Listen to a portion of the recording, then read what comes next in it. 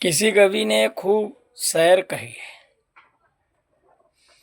प्यास लगती है तो पनघट की याद आती है। प्यास लगती है तो पनघट की याद आती है। लाज लगती है तो घूंघट की याद आती है। प्यास लगती है तो पनघट की याद आती है, और जब लाज लगती है तो घूंघट की याद आती है। बड़ी गमगीन है ये जिंदगी, बड़ी गमगीन है ये कहानी प्यारे। उम्र ढलती है तो मरघट की याद आती है। उम्र ढलती है तो मरघट की याद आती है।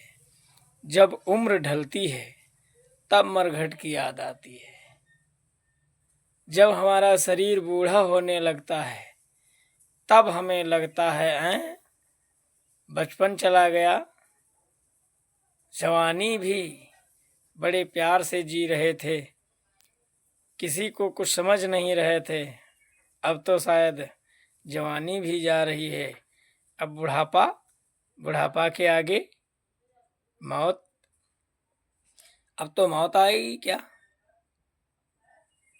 तो उम्र ढलती है तो मरघट की याद आती है। तब याद आता है हमारे घर के सब ठिकाने पे लग गए, मुझे भी ठिकाने पर लगना होगा। इसी मरघट पर हमको भी जाना होगा। तो सभी से निवेदन है, आप लोग उम्र ढलने से पहले ही कहते हैं जब जागो तभी सवेरा। जब आंखें खुल जाएं उसी समय समझो कि सुबह हुई है।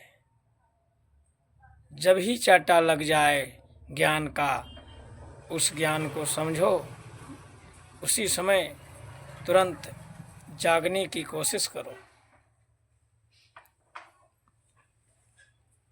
उसी समय जागने की कोशिश करो। उम्र ढलने के बाद यदि जागे भी तो अच्छा सद्गुरु नहीं मिलेगा। दौड़ने का समय नहीं है।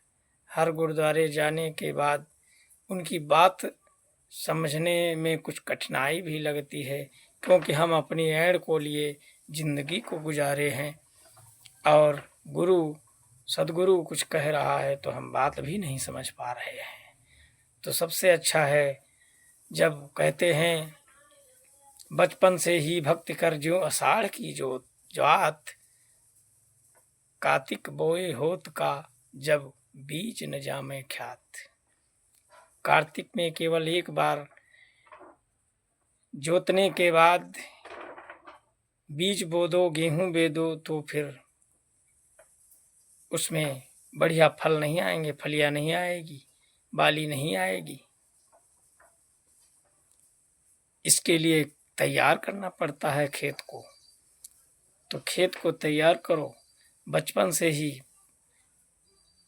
अपने सत्य की ओर मुड़े रहो थोड़ा थोड़ा, और जिस प्रकार हमारा जीवन बदलता जाएगा उस प्रकार आपकी मोड़ भी बढ़ती जाएगी। जब जीवन मुड़ेगा तो वो भक्ति की मोड़ भी परमात्मा में लेकर पहुँचेगी।